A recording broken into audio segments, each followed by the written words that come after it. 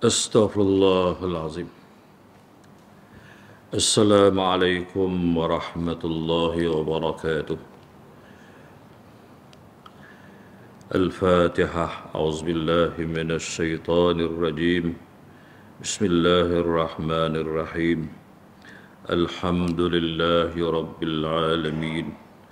Ar-Rahmanir-Rahim. Maliki yaumiddin. إياك نعبد وإياك نستعين اهدنا الصراط المستقيم صراط الذين أنعمت عليهم غير المغضوب عليهم ولا الضالين آمين. بسم الله الرحمن الرحيم. الحمد لله wassalatu wassalamu ala rasulillah wa ala alihi wa ashabihi wa man walah. Asyhadu an la ilaha illallah wahdahu la syarika lah wa asyhadu anna muhammadan abduhu wa rasuluh. Allahumma salli ala sayyidina Muhammad wa ala ali sayyidina Muhammad. Subhanaka la ilma lana illa ma 'allamtana innaka antal alimul hakim. Rabbi shrah li sadri wa yassir li amri wahlul 'uqdatam min lisani yafqahu qawli. Amma ba'd. Mati tuan-tuan pegawai masjid, tuan-tuan muslimin muslimat, mudah-mudahan dirahmati Allah Subhanahu wa taala. InsyaAllah malam ni kita sambung kuliah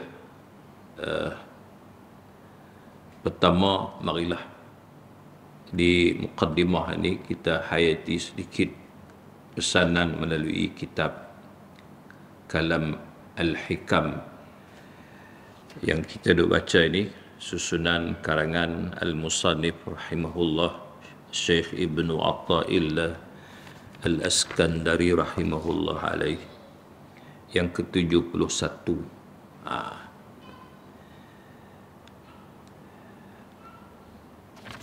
Yang ke-73, bukan 71, silap. Kalamnya Al-Arifuna iza basatu akhwafa minhum iza qabadu wa la yaqifu ala hududil adabi fil basti illa qalilun. Maksudnya al-arifun di orang yang arif, yakni yang mengenali Allah, kenal Allah, arif ni. Sebab kita mengaji tauhid di sana, tujuannya adalah ma'rifatullah, mengenal Allah Ta'ala. Bila kita mengenal Allah, siapa Allah, diri Allah, kebesaran Allah, maka kita yang mengenali ini dipanggil al-arif billah. Mungkin kedudukan orang-orang mengenali Allah ini berbeza. Tahap mengenal tu tinggi, lagi kenal, lagi rapat, lagi kuat ketaatan. Satu. Maka malam ni nak disebutnya oleh musannif kalam dia ni, orang-orang arif, orang-orang yang mengenali Allah, iza basatu akhwafa minhum idza qabatu, bila mana mereka ni berada dalam keadaan lapang, dalam keadaan senang, dalam keadaan mengembirakan. Dalam keadaan banyak nikmat dia terima. Dalam keadaan senang hidup dia. Akhwafu minhum iza qabadu. Mereka ni, orang arif billah ni, lebih bimbang lagi daripada keadaan dia susah, dia sempit, kesempitan hidup. Tak apa, saya baca dulu maksud. Wala yaqifu ala hududil adabi, sebab kata dia sedikit manusia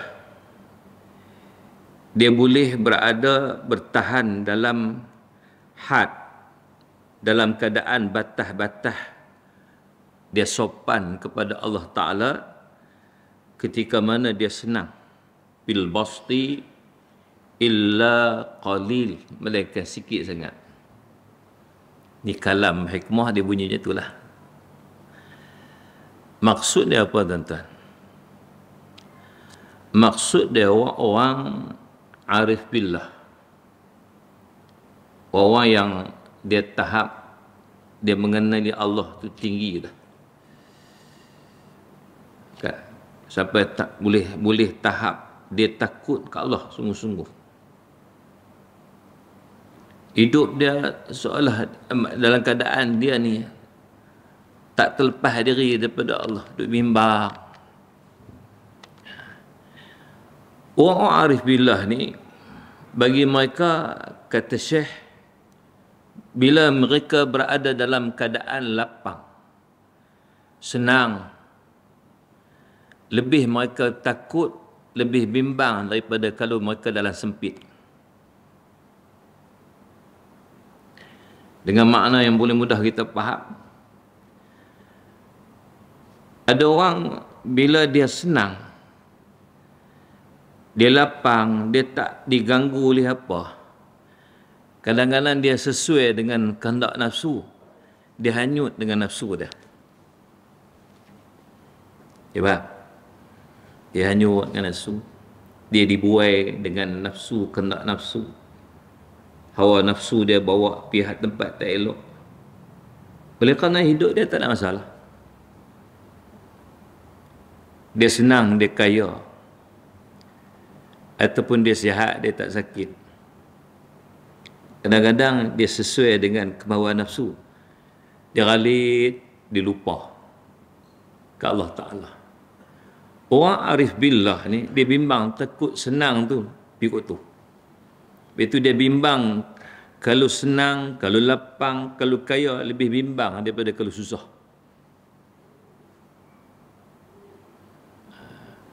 Berbanding bagi mereka, kalau susah tu, susah di segi harta benda, ataupun tak lapang hidup, diberi dalam keadaan hidup sempit, ataupun dalam keadaan diri tak sihat, sakit, bagi mereka lebih mudah untuk ingat ke Allah Ta'ala.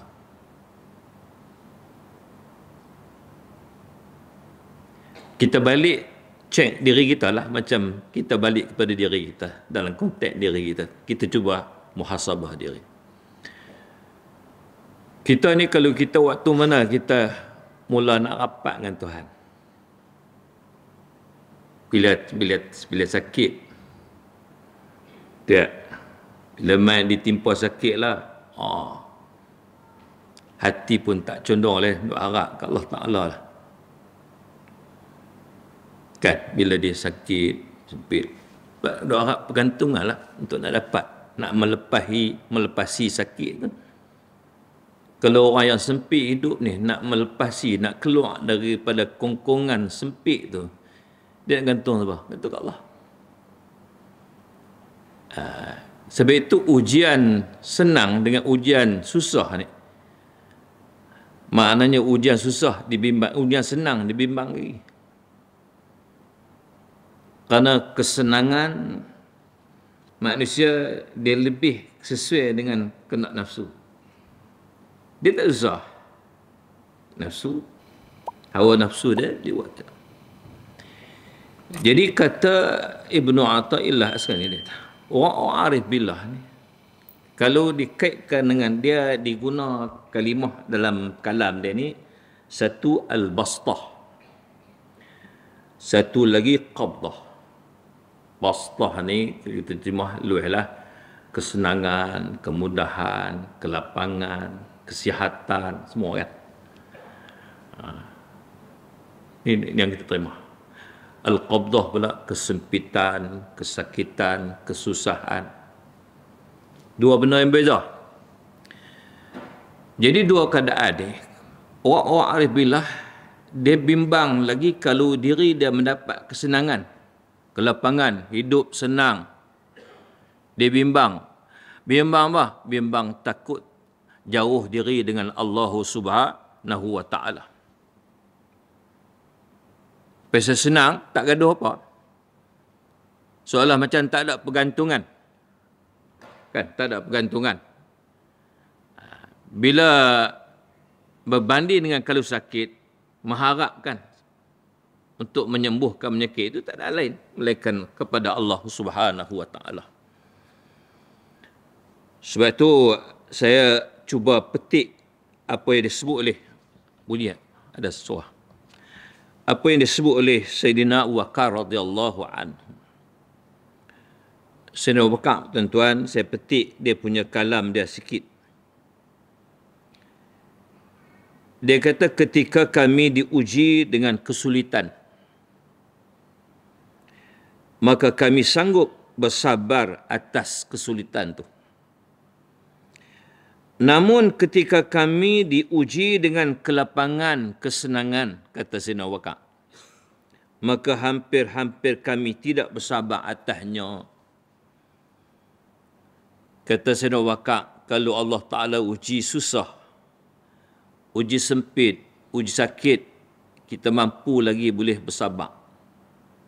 Boleh terima ketentuan Tuhan. Boleh redha. Boleh ada dalam hati mengharapkan bergantung ke Allah Ta'ala lagi dia tak. Tetapi kalau Allah Ta'ala uji kesenangan, Allah bagi sihat, Allah bagi lapang, dia kata ujian ni hampir-hampir kita ni tak boleh bersabar. Mungkin kita pergi buat benda yang Allah Ta'ala tak izin. Bahasa paling mudah tuan-tuan, orang kalau duit banyak, dalam kepala dia macam-macam dia nak buat. Tak? Boleh jadi dia nak buat maksiat, boleh jadi. Dia kata duit banyak, ada apa? Nak makan apa pun boleh. Nak buat menatang apa pun boleh buat. Dia kata aku gaduh apa? Aku duit banyak. Macam itulah orang sihat. Sihat, dia nak buat apa dia buat. Kan? Dia macam nampak bebas sikit. Tapi kalau sakit, kalau duit tak ada, tuan-tuan, payah sikit nak bergerak, pergi buat tak tahu halah. Sebab itulah orang-orang sufi ni, orang ahli sufi, ujian kesenangan paling mereka bimbang berbanding ujian kesusahan. Itu poin saya nak bang tu.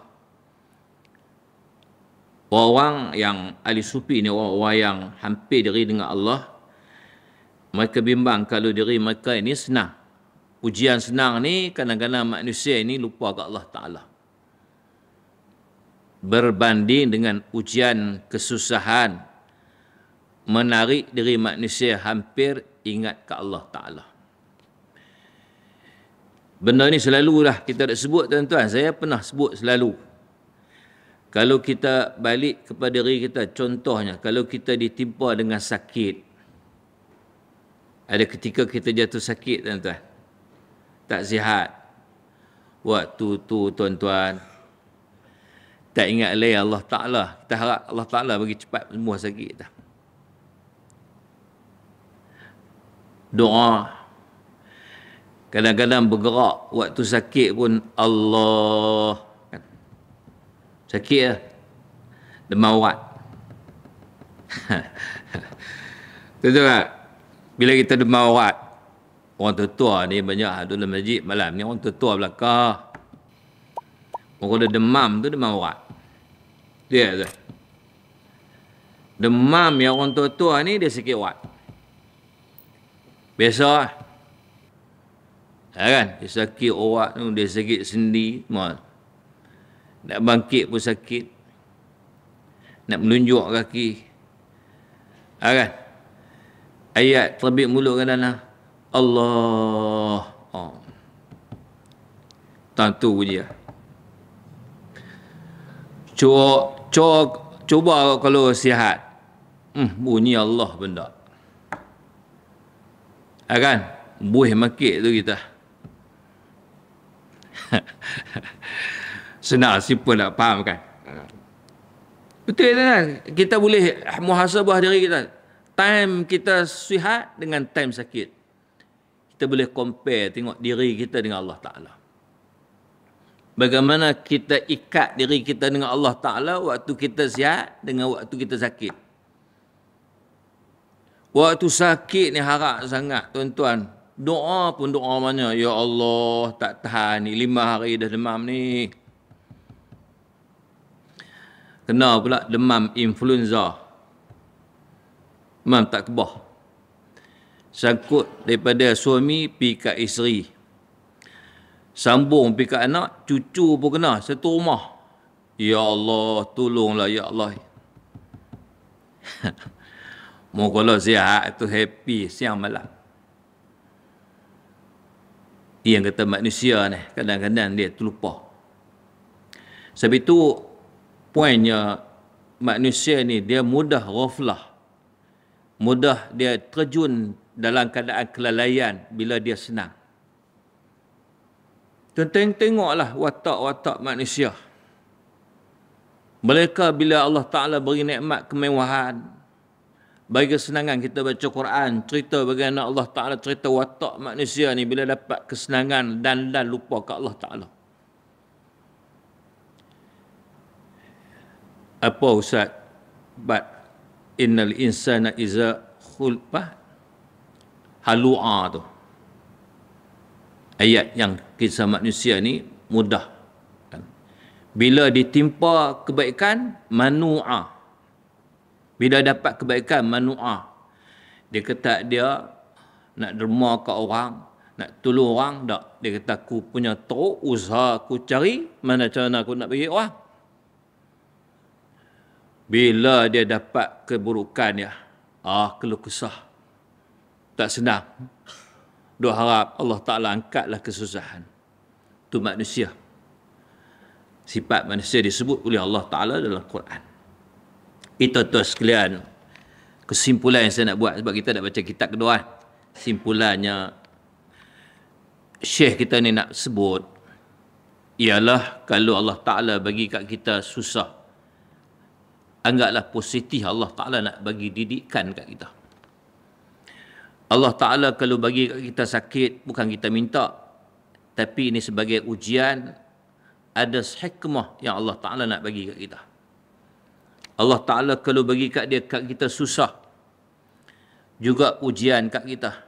Dan boleh jadi Allah Ta'ala nak kurnia kat kita pahala-pahala ganjaran. Kerana kita boleh beri kesabaran di atas ujian tersebut. Dan kita juga kena ingat, kalau Allah Ta'ala bagi senang kita, itu juga ujian. Allah nak tengok kita ni bersyukur ataupun tak. Kita ni ingat tak kat dia. Kita ni perasan tak kata hak dia bagi ni pun hak milik dia, bukan hak kita punya. Semua ni ialah Allah Ta'ala atuk kat kita untuk menyedarkan kita sebagai hamba kepadanya. Wallahu alam. Saya baca tentang tu dulu cukup malam ni.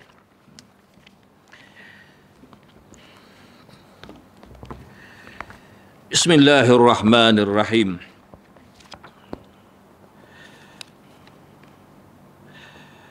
Sambungan kitab kita ialah Al-Yaqwaqid wal Jawahir.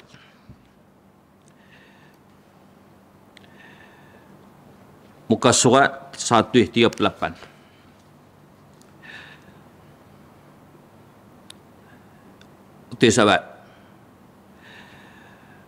Dan dalam sebuah hadis Nabi sallallahu alaihi wasallam,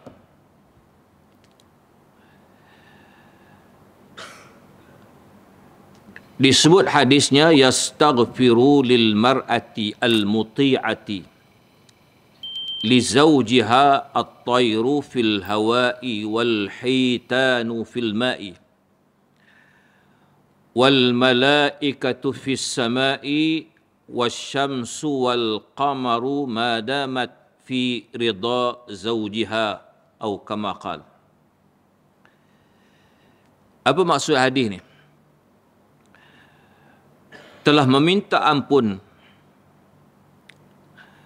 bagi sekalian perempuan yang mengikut suaminya itu oleh segala burung yang terbang di langit, di udara. At-tayru fil hawa wal hitanu fil ma, ikan yang sedang berenang dalam air. Wal malaikatu fis sama, malaikat-malaikat yang ada di langit. Wasyamsu wal qamaru, matahari dan bulan turut minta ampun. Madamat fi ridha zawjiha, selama mana si isteri atau perempuan itu dalam keredaan suaminya. Itu dia amalan ni. Cerita apa tuan-tuan? Cerita sambung bulan lepas. Saya nak sebutnya, kita duk bicara sekarang ni ialah bagaimana sifat seorang isteri yang baik, isteri yang mulia apabila berada di bawah tanggungjawab suami dia. Maka bila isteri ni baik, banyaklah kebaikan yang dia akan dapat. Maka yang malam ni, yang ke-8 ni, disebut dalam kitab ni ialah satu hadis Nabi SAW. Yang Nabi beritahu bagaimana seorang isteri yang taat, al-mar'atu muti'ah, seorang perempuan yang taat. Taat kat siapa? Kat suami lah kan. Sebab kita duk baca tajuk kehidupan suami isteri. Bila mana seorang isteri, kata Nabi, yang taat kepada suaminya, maka makhluk-makhluk lain meminta ampun kepada Allah Ta'ala, kata Nabi. Sebagai hadiah, bila mana isteri boleh taat, boleh patuh apa sahaja yang disuruh, apa sahaja yang hak berkaitan dengan suaminya, dia patuh. Maka faedahnya untuk dia, kelebihan makhluk-makhluk Allah Ta'ala ni turut serta memohon ampun kepada Allah untuk diri isteri ni. Disenaraikan oleh Rasulullah, antaranya burung yang terbang di udara tu. Nabi habaq. Burung-burung duk terbang tu, kalau ikut bukan dia ada nampak dari segi zahir, bukan ada kaitan pun dengan isteri ni. Kan, dia duk terbang dia. Macam mana kait dengan isteri, tapi Rasulullah nak abang bagaimana ni makhluk Allah SWT ni pun sendiri beri support. Dengan kehendak, dengan izin Allah, mereka pun berdoa ke Allah Ta'ala, minta ampun ke isteri yang baik ni. Ni nak abang kata kelebihan isteri yang baik. Isteri yang taat kepada suami. Mana kelebihan sampai peringkat burung yang duk terbang pun turut mengucap istighfar, minta ampun ke Allah, beda dia. Termasuk wahitani fil ma'i, ikan-ikan yang duk berenang dalam laut tu. Dalam laut tu, layak tu, jauh dengan isteri ni. Tapi oleh kerana Allah Ta'ala nak bagi kelebihan tu, mereka juga termasuk orang yang minta ampun untuk isteri. Malaikat di langit, bulan, bintang, semua. Ini Nabi sebut. Lalu kata Nabi, madamat fi ridha zawjiha, selagi mana isteri itu boleh patuh kat suami. Dia boleh, makna suami dia redha dia. Dia tunai tanggungjawab sebagai seorang isteri terhadap suami dia. Selama dia duduk dalam keadaan tu, dia akan dapat. Tapi kalau berlaku penderhakaan, terputuslah benda tu. Isteri yang nusyuz derhaka kat suami, terputuslah. Allah Ta'ala tak bagilah sebab melanggari syariat, melanggari perintah Allah Ta'ala. Isteri kalau dia nusyuz, dia derhaka, yang ciri-ciri derhaka kita dah baca dah, ciri-ciri isteri derhaka ni kita sebut dah belum ni? Kan antara ciri-ciri derhaka di senarai kita dah baca dah. Maka dia tak akan dapat keadaan ni. Sebab itu yang kita duk baca dah, orang perempuan ni, isteri ni, tak maaf lah orang perempuan duk dah. Orang perempuan ni kalau kira dari segi peluang nak dapat keadaan baik ni banyak daripada orang lelaki. Orang lelaki ni banyak halangan, dia banyak tanggungjawab. Kan? Dia nak kena pesoh soal orang lain, soal masyarakat. Kalau dia jadi ketua, banyak benda.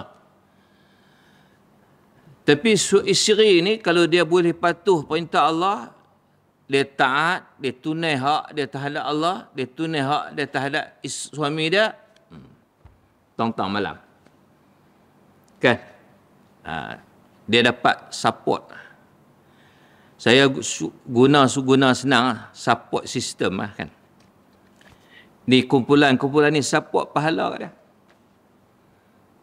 Datang boleh support pahala melalui pengampunan dosa. Siapa yang buat ni? Allah Ta'ala yang susun. Kerana nak bagi kemuliaan, kelebihan, ganjaran kepada seorang isteri yang boleh taat kat suami dah. Itu cukup, tuan-tuan boleh faham satu benda malam ni. Yang kesembilan disebut oleh musannif, kata Al-Imam Al-Ghazali rahimahullah. Dipetik kalam Imam Ghazali pula. Apabila wanita itu keluar, ni kata Imam Ghazali ni. Apabila wanita itu, isteri-isteri itu keluar mana? Keluar rumah lah. Cerita. Maka sewajarnya ia memejamkan penglihatannya daripada memandang lelaki lain. Tu Imam Ghazali pesan, dia kata kalau orang perempuan ni, bila dia keluar rumah, dia kena kawal lah. Dia kena kawal sikit diri dia. Supaya tak berlaku fitnah waktu di luar. Antara yang nak kena kawal mata dia. Jangan duk perhati, duk rasa kagum dengan lelaki lain. Kalau dia keluar rumah, dia tengok lelaki dia dengan lelaki lain, hak lain tu macho lagi. Macho lah. Esem lagi dia duk perhati. Jangan. Dia pula duk compare dalam kepala dia, kata mukalah hak rumah boleh hak ni. Dia kata sasa elok kan. Hak rumah tu cerewet. Contohlah, tuan-tuan, ni bahasa nak pergi faham. Kita pergi kat rumah. Sebab tu makna orang perempuan. Sebenarnya mata ni, pandangan mata ni bukan semua orang perempuan. Orang lelaki pun kena tunduk. Jangan duk perhati benda yang Tuhan tak izin. Sama ya. Tapi bila orang perempuan lagilah. Orang perempuan ni, dia banyak adab yang nak jaga dia lebih daripada orang lelaki. Sebab orang lelaki kan, contoh, tuan-tuan tengok. Dari segi syariat aurat, orang lelaki orang perempuan tak sama. Biar orang perempuan tu nak kena jaga lagi. Orang lelaki mana gaduh pakai tudung. Kan? Tak ada orang dia pakai tudung. Lebay pun tak pakai kadang-kadang. Cuma Tok Guru saya kata lu kalau pakai lebay ni selamat je lah. Jalan pergi mana pakai lebay. Takkan pakai lebay nak masuk pengoyang? Tak masuk. Takkan pakai lebay nak mengorak orang. Ataupun duk parti perempuan. Orang kata tu dia tok lebay tu. Kan? Lebay ni kadang-kadang penyelamat kata kan. Baik kita pakai lebay keluar ni. Walaupun kita bukan ustaz apa, tak kira lah. buh lebih atas kepala. Orang lelaki. Lainnya sikit. Mata pun tak apa ranjang sangat. Takut lagi orang duk balik, itu dia Tok Lebih tu. Kan? Lain sikit. Kan? Tapi tak pakai tak apa lain. Tapi orang perempuan kalau tak tutup kepala, boleh keluar gitu. Berdosa satu. Yang kedua, berdosa berganda kerana dia timbul kesan orang lain lihat, fitnah pula. Menyebabkan orang lain timbul nafsu. Sebab tu saya nak abang mana orang perempuan ni, dia diikat dengan syariat lebih kuat. Bukan tujuan kongkongan, tapi tujuan untuk pemeliharaan kehormatan. Biasanya orang tak faham, orang nampak macam Islam ni kongkong orang perempuan. Tak. Tak pergi keluar sebebas macam orang lelaki. Tak. Sebab nak jaga kemuliaan orang perempuan. Kan? Sebab tu Tok Imam Ghazali kata apa ni? Orang perempuan, bila wanita ni keluar, maka sewajarnya memejamkan penglihatan daripada memandang lelaki. Makna lelaki ni, lelaki lain lah. Jangan duk pandang. Jangan duk rasa hebat orang lain. Hak kita, kalau kita hak di rumah tu, kalau isteri, kalau suami kita lah terbaik. Tuhan pilih bagi kita. Macam itulah orang lelaki pun. Janganlah duk pandang, duk rasa orang perempuan lain elok pada lelaki bini kita. Tak. Segala-gala elok kita lah. Kan Allah Ta'ala pilih tu elok dah. Sesuai Allah Ta'ala yang pilih, yang tetapkan.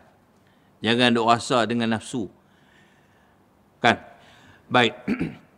Maka seseorang itu hendaklah bersungguh-sungguh pada memeliharakan ahlinya daripada mengerjakan segala pekerjaan yang ditegah oleh syarak.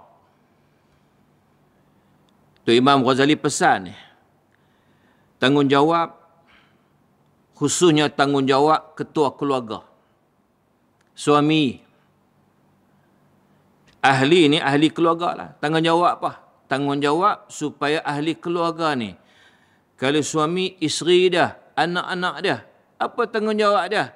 Kita nak kena jaga supaya ahli keluarga kita ni mematuhi syarak. Bila patuh hukum-hukum syarak, dia akan selamat. Apa dia yang kita kena pasti anak-anak atau isteri dah patuh syarak? Aurat. Penekanan soal aurat. Kan? Makna aurat ni ialah bahagian tak boleh dilihat oleh orang lain. Ajnabi. Sama ada aurat tu terdedah ataupun aurat tu bukan urat. Aurat. Aurat nampak habis lah. Aurat. Kan? Pasal di sana ada aurat, ada urat, ada aurat. Kan? Aurat ni, ain. Bahagian yang tak boleh orang lainnya. Maksud tuan-tuan, makna aurat ni kena sempurna. Sebab itu kalau kita tengok, khususnya kita kalau ada anak perempuan lah saya nak fokus. Anak-anak, cucu-cucu perempuan ni, kita kena ambil berat segi penampilan daripada luar. Janganlah membiarkan mereka pakai pakaian yang boleh mendatangkan tarikan. Pakai ketat. Kan? Pakai terdedah aurat. Ketat ni maksudnya walaupun tertutup kulit, tapi ketat dia datang juga rangsangan. Saya selalu contohkan, kalau budak perempuan, kita kata, anak-anak perempuan, anak cucu kita perempuan, dia badan dia saiz apa? L. Bukan takat saiz L, XXL saiz. Saiz badan tu. Pergi pakai baju t-shirt saiz S. Tak kena helu. Gagak jadi macam mana? Badan saiz XXL atau L cukup dah. Dia saruk baju oboh, t-shirt saiz S. Allah. Tuan-tuan, orang parti paling kali dia keluar. Itu nak bak penarik tu. Apatah lagi orang perempuan ni daya penarik tinggi berbanding orang lelaki. Zuyyina lin-nasi hubbus syahwat minan nisa. Quran sebut. Dihiaskan syahwat ni. Manusia dia tertarik terhadap an-nisa, perempuan. Sebab tu dalam kalam Imam Ghazali ni dia pesan kat kita supaya jaga, pelihara benda-benda yang boleh menyebabkan melanggari syariat. Dan mengamat-amati daripada pekerjaannya, terutama apa yang dikerjakan itu perzinaan. Kata Imam Ghazali, amati, ambil berat, awaskan diri anak-anak ni, anak-anak ahli keluarga ni, daripada mereka ni terjatuh ke lembah perzinaan. Heret diri mereka boleh bawa pergi berzina. Wala taqrabuz zina. Jangan bawa diri pergi hampir ke zina. Maka sangatlah besar dosa ke atas lelaki yang membiarkan ahlinya mengerjakan yang demikian itu, kata Tok Imam Ghazali. Kalau seseorang itu yang bertanggungjawab, dia biar, dia lepas tangan. Dia tak kisah, tak peduli, dia open. Bukan takat open-minded. Open segala. Maka bahaya kat dia, boleh bawa dosa besar. Kerana dia tak ambil berat. Begitu tuan-tuan, dalam urusan perintah agama ni, dia kena ambil berat. Ad-dinun nasihah. Agama ni nasihat pun maksud tuan-tuan. Agama ni, dia usaha nak memperbaiki. Sebab itu kalau kita betul mengikut kehendak agama, maka perbaikilah kehidupan kita. Sebab itu dia panggil ad-dinun nasihah dalam hadis itu. Okey. Sehingga Allah Ta'ala mengharamkannya daripada memasuki syurga. Bila kita dah buat silap itu, di akhirat nanti syurga pun tak layak masuk oleh kerana kesalahan kita buat. Seperti yang diceritakan oleh Imam Ahmad, Imam An-Nasa'i, Al-Hakim. Ni nama muhaddisin. Imam Ahmad dalam kitab hadis musnad dia. Imam An-Nasa'i dalam sunan. Imam Hakim. Ada satu hadis disebut daripada Abdullah bin Umar radhiyallahu anhuma. Apa dia? Disebut. Saya nak tutup tadi lah. Masuk insyarah. Salasatun harramallahu tabaraka wa ta'ala alaihimul jannah mudminul khamri wal aquli walidayhi wad dayusul ladzi yuqirru fi ahlihil khabasa. Apa dia maksud hadis ni? Maksudnya ada tiga jenis manusia yang Allah tabaraka wa ta'ala haram ke atasnya masuk syurga. Tuhan tak bagi masuk syurga. Dia larang masuk syurga. Yang ni tak boleh masuk syurga, kena masuk neraka dulu. Kerana kesalahan dibuat. Siapa? Ada tiga yang Nabi sebut lah ni.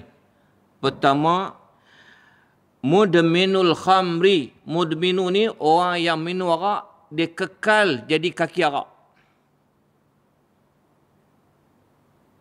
Kalau dia minum sekali, dia minta ampun, mungkin Tuhan ampun. Tapi dia kaki arak, siang malam, tiba arak.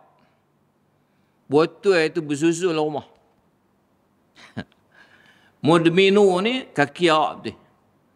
Haram masuk syurga. Pasal dia langgar benda hak haram. Benda yang Tuhan tak bagi. Yang kedua, wal'aqul liwalidayhi. Orang yang derhaka mak ayah. Syurga haram kat dia. Dan yang ketiga, wadayusul ladzi yuqirru fi ahlihi al-khabusa. Orang yang dayus, dia panggil ad-dayus, orang dayus. Apa maksud orang dayus ni? Cirinya antaranya Nabi sebut membiarkan ahlinya, ahli keluarganya membuat kejahatan. Dia biar ahli keluarga dia buat kejahatan. Dia tak peduli, dia tak tarbiyah, dia tak didik, dia tak kawal. Dia lepas dia. Bini dia nak bercakap dengan siapa kah, nak kawan dengan siapa kah, nak pergi jual dengan siapa, dia tak kisah. Ad-dayus. Dia tak ada cemburu, tak ada rasa apa. Orang ni diharam masuk syurga. Sedangkan dia mengetahui, kalau dia tak tahu lah, kan, isteri main pintu belakang kah, senyap-senyap. Dia tak tahu. Dia duduk outstation, dia kerja. Dia tak tahu. Tapi dia tahu isteri dia duduk buat perangai tu, duduk jadi tu. Dia buat tak kisah, dia kata tak apa. Dia open. Bukan takat open-minded. Open segala, tak apa. You buat cara you, cara I. Jahannam. Jadi cukup wallahu a'lam. Bulan depan kita sambung balik. So insya-Allah lajak 10 minit. Bismillahirrahmanirrahim. Alhamdulillahi rabbil alamin. Wassalatu wassalamu ala asyrafil anbiya'i wal mursalin. Wa ala alihi wa sahbihi ajma'in. Allahumma ja'al jam'ana haza jam'an marhumah. Wa tafarruqana min ba'dihi tafarruqan ma'suma. Rabbana atina fid dunya hasanatan wa fil akhirati hasanatan wa qina azaban nar. Sallallahu ala sayyidina Muhammad wa ala alihi wa sahbihi ajma'in walhamdulillahi rabbil alamin. Ampun maaf juga kerana saya lajak masa sikit, lebih 10 minit lebih. Assalamualaikum warahmatullahi wabarakatuh.